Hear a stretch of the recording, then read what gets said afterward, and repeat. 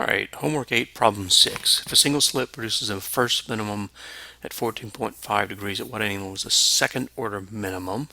What is the angle of the third order minimum? What is the fourth order minimum? And use your answer to illustrate how the angular width of the central maximum is twice the angular width of the next maximum.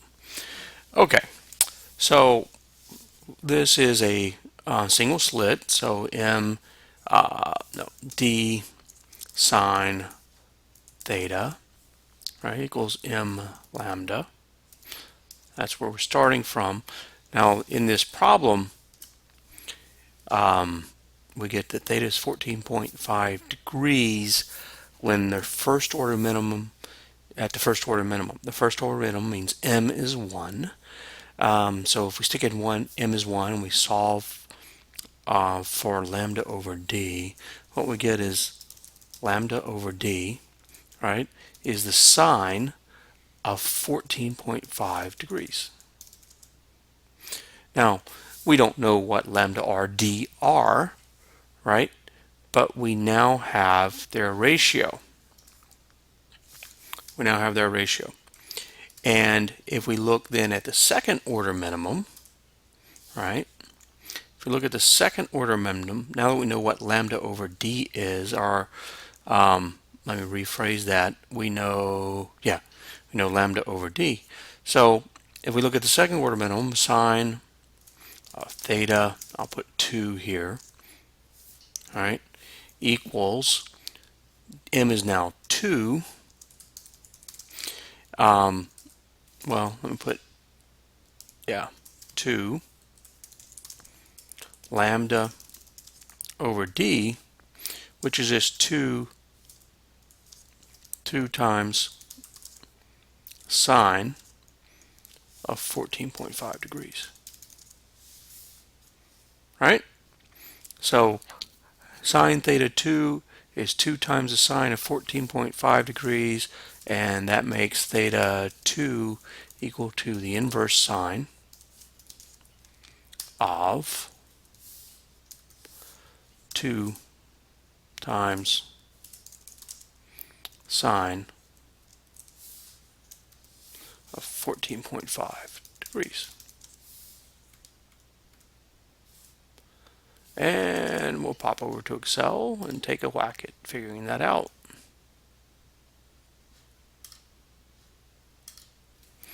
Equals a sine of 2 times the sine of degree of radians, because remember in Excel it takes radians, 14.5. Alright, and now we convert that over to degrees, and we got 30.05 degrees, or 30.1 degrees. Alright, so that's the answer to A. B, what is the third order minimum? Alright, so for a third order minimum, theta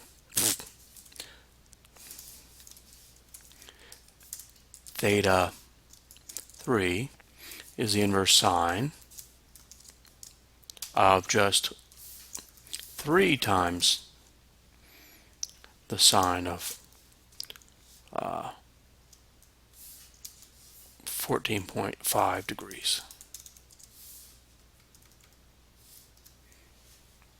All right, that's theta 3. So I'm just going to copy this. And I'm going to go in, I'm going to edit the 2 and make it a 3.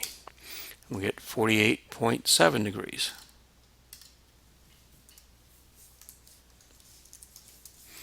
I bet you wish you could do that on the exam.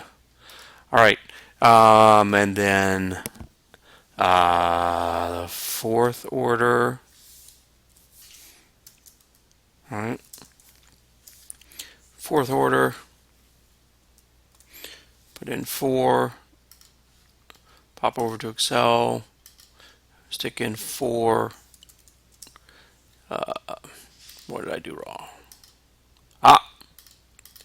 All right, doesn't exist, right? Doesn't exist. Is there a fourth order maximum, right?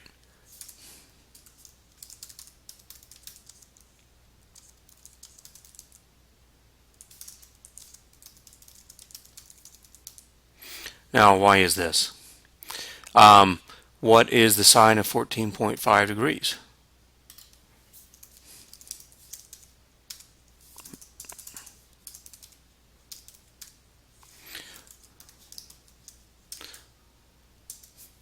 Sine of 14.5 degrees.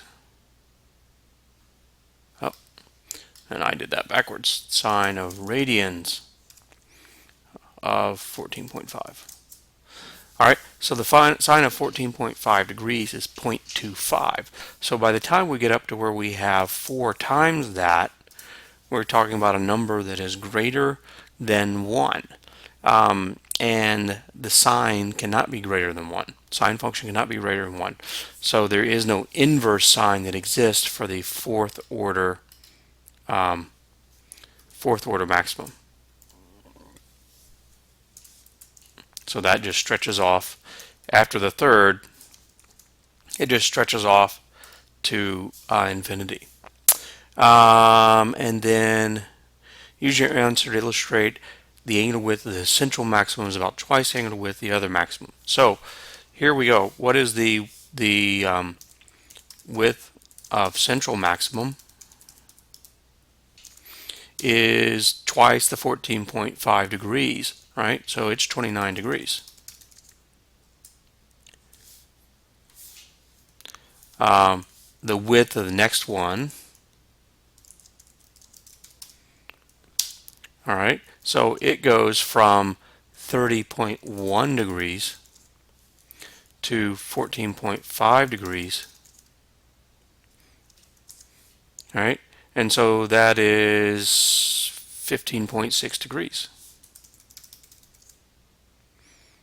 So the first order maximum is roughly twice as wide as the next one over. And that's it for problem 6.